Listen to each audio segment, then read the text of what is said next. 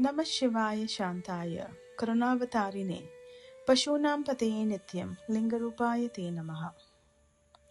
What if these ancient stories were never only about gods, battles, and distant cosmic events, but about something unfolding within us even now? What if the demons, the sacrifices, the weapons, and even the fire of Mahadev was pointing toward inner states of consciousness rather than merely outer events?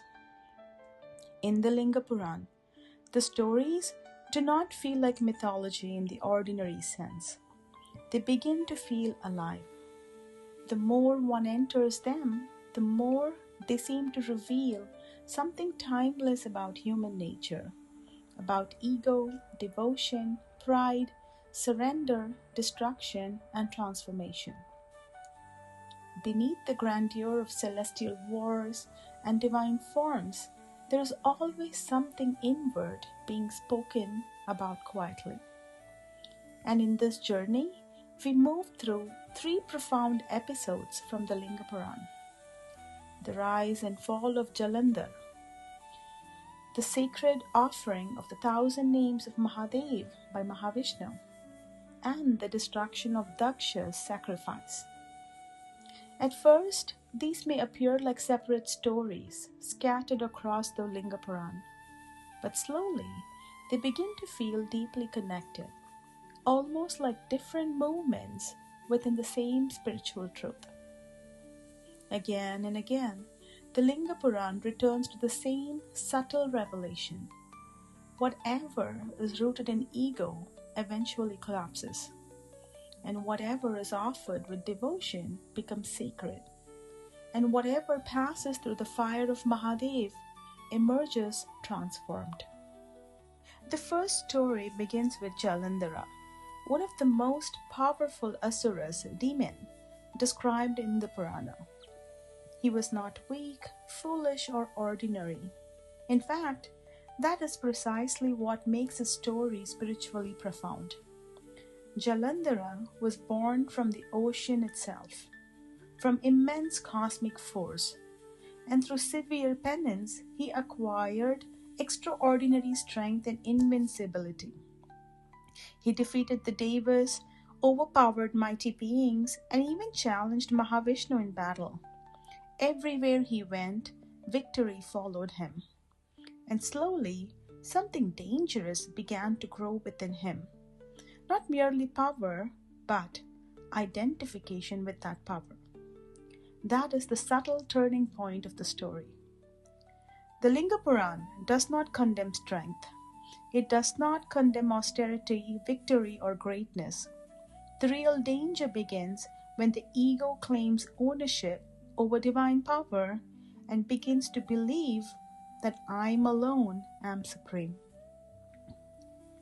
Jalandhara constantly speaks of what he conquered, what he destroyed, what he controlled. Every sentence becomes filled with I, and slowly he forgets the source from which all strength arises. He forgets the very power flowing through him was never truly his own. Eventually, intoxicated by the victories, he turns toward Mahadev himself. He declares that all others have already been defeated and only Lord Shiva remains unconquered. Accompanied by armies, weapons, elephants, and roaring demons, he approaches Mahadev with complete certainty in his own greatness. But what makes this moment so profound is Lord Shiva's response. Mahadev does not react with anger. There is a stillness in him, almost a kind of a cosmic laughter, because truth does not become threatened by arrogance. The infinite does not feel challenged by the temporary. And then comes one of the most symbolic moments in the entire narrative. Mahadev casually traces a discus upon the waters with his toe. No effort, no strain, no display of force. That weapon, capable of destroying worlds, emerges playfully from him, as naturally as a ripple rising in water. Then Lord Shiva says, if Jalandhara is truly powerful, let him first lift the weapon. Blinded by pride, Jalandhara immediately attempts to wield it, but the very discus tears him apart. Spiritually, this moment feels immense. The ego always believes it can possess divine power while remaining separate from the divine itself. But what is disconnected from truth eventually collapses beneath the weight of its own arrogance. Jalandhara conquered worlds, but he could not conquer the illusion of himself. And perhaps that is why the story feels relevant, because the greatest battle is rarely against others. It is against the ego that constantly claims ownership, superiority, and separateness.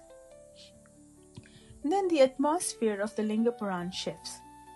After the intensity of Jalandhara's fall, the narrative moves into something softer, more devotional, yet equally profound. The Devas, defeated by the powerful demons, approach Mahavishnu for refuge. But instead of immediately rushing into war, Mahavishnu himself turns toward Mahadev. And this becomes the sacred story of the Sahasranama, the 1,000 names of Lord Shiva. Mahavishnu ascends the Himalayas and worships Mahadev with complete absorption. He installs the Linga, chants the 1,000 names of Lord Shiva, performs austerities, homa, mantra, and sacred worship, and with every name he offers a lotus flower. The atmosphere here feels deeply beautiful, because the one worshipped by countless beings now becomes the worshipper himself. And quietly, the Liṅga Purāṇa dissolves all notions of division between Shiva and Viṣṇu. There is no rivalry here, no competition, only reverence flowing endlessly between different expressions of the same infinite reality. Then comes the moment that changes everything. Mahadev hides one lotus flower. Viṣṇu searches for it but cannot find it anywhere. Yet, he had vowed to offer one lotus for every name. And because he himself is known as Padmaksha, the lotus-eyed one, he plucks out his own eye and offers it in the place of the missing flower. The flower was never the real offering, the self was, and in that moment, devotion becomes complete. The moment's surrender becomes total. Mahadev appears in blazing radiance and grants Mahavishnu the Sudarshana Chakra. But even more beautiful than the weapon is the boon Mahavishnu asks for afterward. Mahavishnu does not ask for dominion. He does not ask for victory, power, or cosmic authority. He asks only for eternal devotion to Mahadev. And perhaps the Purāṇa is quietly revealing something timeless through this. The highest attainment is not power, it is devotion. Then the Liṅga Purāṇa narrative turns toward Mata Sati's sacrifice. Dakṣa, the father of Mata Sati, filled with pride and attachment to ritual, status, and outer authority, begins to insult Mahadev. He cannot understand Lord Shiva because Mahadev stands beyond all worldly definition of greatness. Mahadev adorns ashes instead of ornaments, cremation grounds instead of palaces, and silence instead of prestige. To the ego, Mahadev appears strange, unsettling, and even threatening. So Dakṣa performs a grand sacrifice, but inwardly it becomes so hollow because reverence itself is absent. There are rituals, mantras, sacred fire, and ceremonies, but the heart of surrender is missing. And Mata Sati, unable to bear the insult toward Mahadev, enters the yogic fire and leaves her body. Spiritually, this moment feels much deeper than tragedy. It feels like the burning of false identity itself. Mata Sati can no longer remain connected to a body and lineage rooted in disrespect toward the truth. Then Rudra awakens. From the unbearable grief and fury of Mahadev emerges Veerabhadra, the fierce force of cosmic dissolution. The sacrificial arena collapses. The mountains tremble, the earth shakes, the Devas themselves are struck down, and even Mahavishnu enters into the battle with Rudra. At first glance, this destruction appears terrifying, but spiritually, it feels symbolic of something much more deeper. The Liṅga Purāṇa seems to say that anything built without humility eventually collapses, even if it appears sacred outwardly. Ritual without surrender becomes empty movement, and spirituality without reverence becomes ego in disguise. Yet the most beautiful part of the story comes afterward. Mahadev restores everything. He gives life back to the Devas, he restores Dakṣa, he restores balance itself.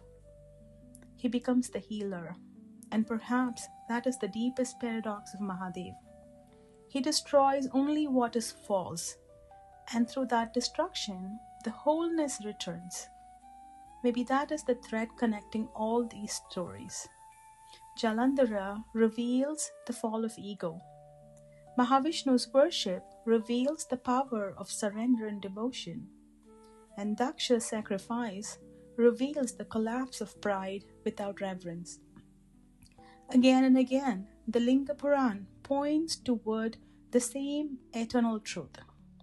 Mahadev is the destroyer of illusion.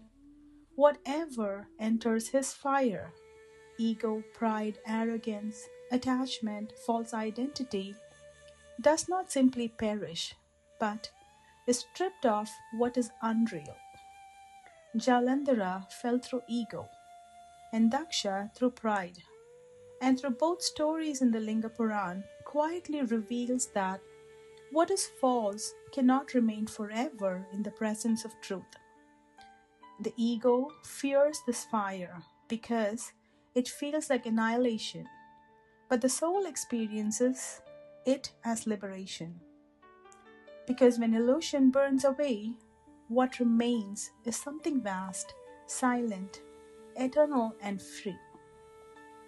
And perhaps that is the deepest message flowing beneath these stories, that Mahadev destroys ignorance until only clarity, stillness, and union remain. May Jagatpita Mahadev bless us all. Keep seeking, keep chanting, keep surrendering. Om Namah Shivaya.